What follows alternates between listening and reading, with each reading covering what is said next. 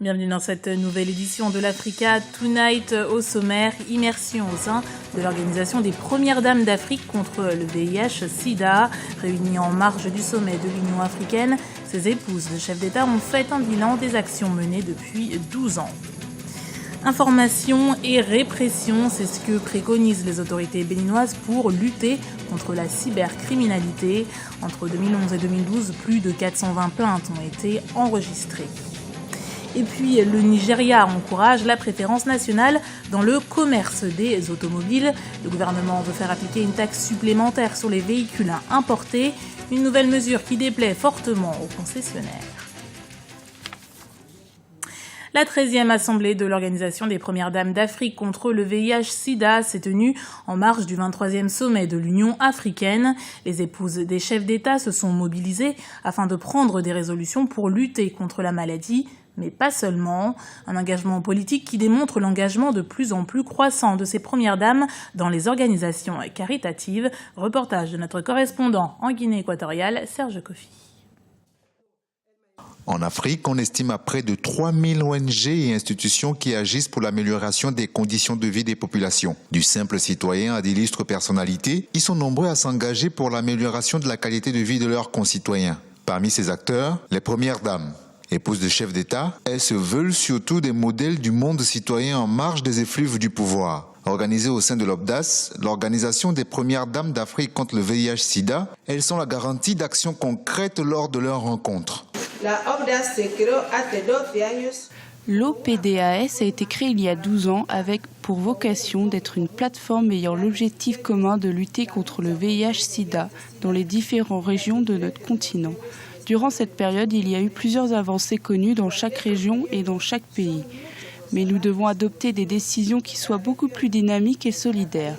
Nous devons structurer de meilleurs mécanismes de coordination, d'échange d'informations et une coopération plus efficace et plus sincère entre nos pays.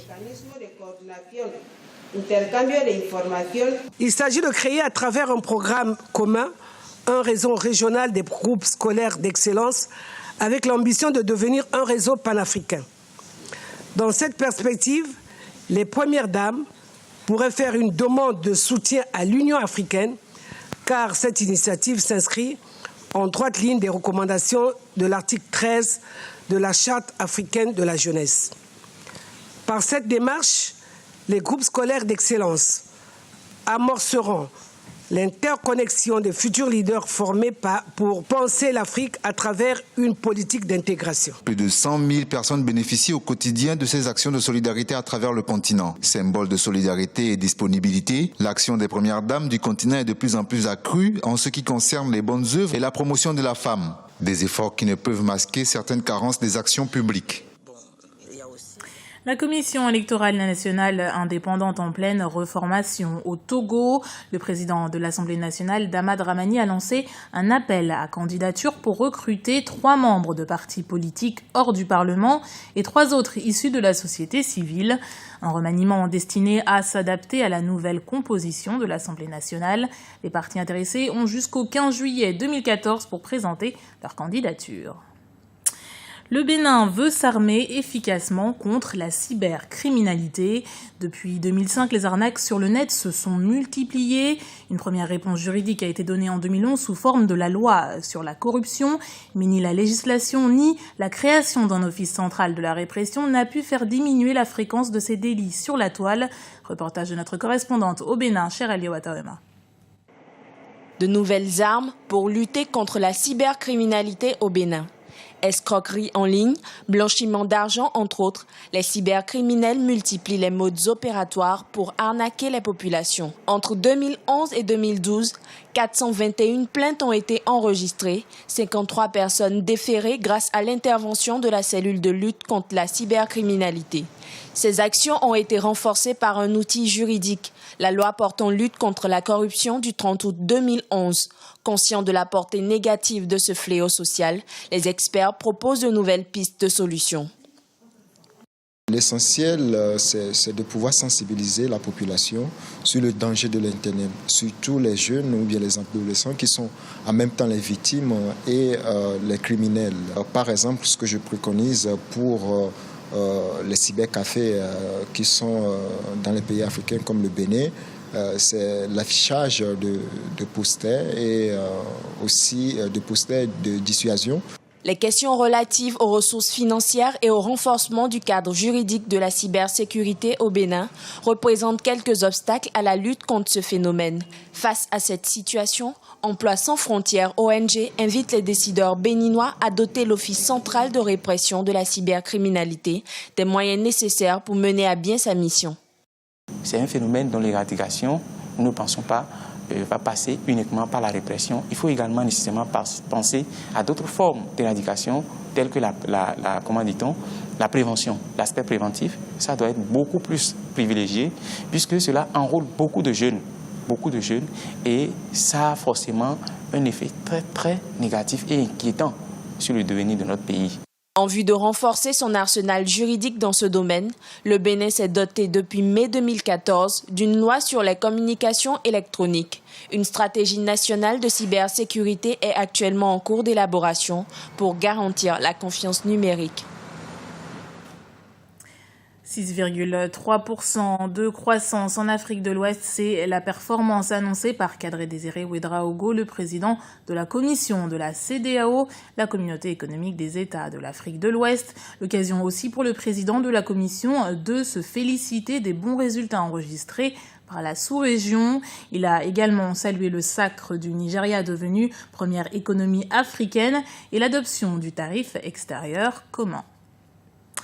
Le procès, sans doute le plus médiatisé du moment en Afrique du Sud, a repris lundi après un mois d'interruption. Plusieurs semaines d'examen psychologique avaient été prescrits à Oscar Pistorius, accusé du meurtre de sa petite amie le 14 février 2013. Les experts ont rendu leurs conclusions et elles sont sans appel. Graziella Tchakounte nous en dit plus. Le rapport des psychiatres est formel. Oscar Pistorius ne souffrait d'aucun trouble mental qui l'aurait rendu pénalement irresponsable de son acte. Un résultat d'expertise qui pourrait modifier radicalement le cours de son procès qui a repris ce lundi. En effet, si les experts avaient diagnostiqué un trouble mental susceptible d'avoir contribué à son geste, Oscar Pistorius aurait pu bénéficier de circonstances atténuantes. Monsieur Pistorius ne souffrait pas d'un trouble mental ou d'une infirmité qui l'aurait rendu pénalement irresponsable de l'acte dont il est accusé. Pour l'heure, les conclusions de ce rapport médical n'ont pas été abordées par la défense. En attendant, l'audition des témoins se poursuit. Ce lundi, le médecin qui a amputé l'athlète a été entendu. Une audience qui sème le doute sur la culpabilité de ce dernier. Comment Pistorius a-t-il pu tirer sur la porte des toilettes, puis dans le noir, courir, remettre ses prothèses sans tomber ? Le second et dernier témoin de la journée a été Ivan Lin, ingénieur électroacoustique. Dans un rapport détaillé, il a contesté la validité des témoignages à charge. Le procès Pistorius ne fait donc que commencer. L'actualité économique, c'est cette nouvelle loi qui fait polémique au Nigeria. Les droits de douane appliqués sur les véhicules importés seront augmentés. Il faut dire que les consommateurs nigérians ont tendance à préférer les voitures d'occasion assemblées à l'étranger. Mais les concessionnaires craignent que cette nouvelle politique n'affecte directement leur chiffre d'affaires. Graziella Tchakounte. Dans le cadre de sa nouvelle politique automobile, le gouvernement nigérian a alloué 11 milliards de naira en faveur des entreprises impliquées dans la production de véhicules. Objectif, réduire le volume des importations en encourageant la production locale. Une politique censée créer des opportunités d'emploi, mais beaucoup doutent de sa faisabilité. Regardez, ces lieux sont remplis de véhicules et d'équipements. Or, ce n'était pas le cas avant. Avant, ces véhicules qui sont ici depuis environ 2 semaines auraient déjà été vendus. Mais aujourd'hui, ils s'entassent à cause des nouvelles taxes. Lorsque les clients viennent et qu'ils voient les prix, ils s'en vont immédiatement car les prix ont vraiment augmenté.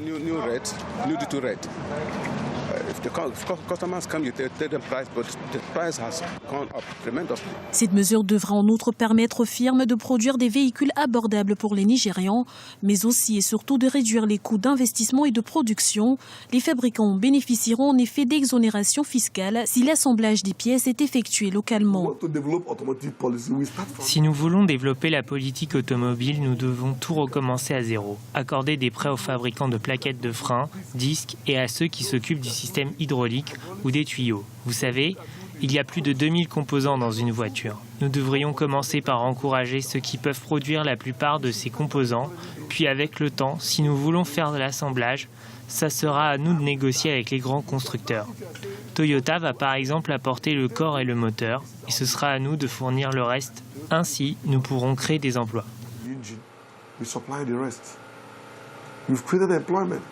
L'augmentation de la taxe à l'importation a entraîné une baisse de ces dernières et une hausse résultante des prix des voitures au Nigeria. L'alliance Renault-Nissan et le conglomérat régional Stallion Motors ont par ailleurs signé un accord préliminaire pour assembler les véhicules sur place et potentiellement créer un grand centre de fabrication de Nissan pour l'Afrique. Il n'y a plus aucune sélection africaine alignée pour la Coupe du monde de football. L'aventure brésilienne des Fennecs s'est achevée lundi soir après la défaite face à l'Allemagne. L'Algérie quitte la compétition avec les honneurs et les supporters ont retenu leur souffle jusqu'à la dernière minute. Résumé de cette rencontre avec Guillaume Durand. Les Fennecs quittent la Coupe du Monde la tête haute. Pour le premier huitième de finale de son histoire, l'Algérie a poussé l'Allemagne en prolongation pour finalement s'incliner 2-1. Alors qu'ils n'avaient plus gagné un match de Coupe du Monde depuis 1982, les Fennecs ont porté haut les couleurs de l'Algérie. Moi, je ne m'attendais pas à ce niveau de performance de l'Algérie, il faut être sincère. Et ce qu'ils ont produit pendant ce mondial-là, je pense qu'il faut les féliciter. Il faut les féliciter d'abord le comportement de l'équipe. Ils ont joué avec le cœur. Les joueurs, c'est l'équipe africaine qui a plus joué avec le cœur depuis le début du tournoi jusqu'à maintenant. Ils ont des très bons éléments comme le gardien, c'est-à-dire qu'ils ont des très bons acquis. Décevant face à la Belgique, les hommes de Vahid Halilhodžić ont par la suite brillé face à la Corée du Sud avec une victoire 4-1. Puis ont trouvé les ressources nécessaires pour égaliser face à la Russie. Pour les observateurs, c'est une génération en progrès et sur laquelle il faudra compter dans les années à venir. Pour moi, cette équipe d'Algérie, il a honoré son statut de mondialiste jusqu'au bout. Je pense que cette équipe d'Algérie, malgré qu'il y avait beaucoup de changements des joueurs, on peut émettre quelques réserves, mais ils ont poussé cette équipe allemande jusqu'au bout, jusqu'aux prolongations. C'est un prétendant au titre. Je pense qu'ils n'ont pas démérité. Ils ont honoré leur patrie, ils ont honoré l'Afrique. Et bravo à cette génération-là. Il faut compter dessus parce que la moyenne d'âge, il est très très jeune, à part 3 ou 4 joueurs qui vont partir à la retraite, mais je trouve qu'il y a une génération de joueurs dans cette équipe qui vont relever le défi dans les prochaines années à venir. Seul bémol pour la sélection algérienne, le départ de Vahid Halilhodžić au lendemain de l'élimination.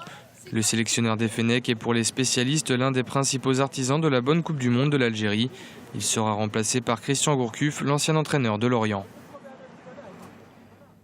C'était le journal de la rédaction. Merci de l'avoir suivi. Retrouvez dans un instant une nouvelle édition de l'Africa Tonight sur Africa 24.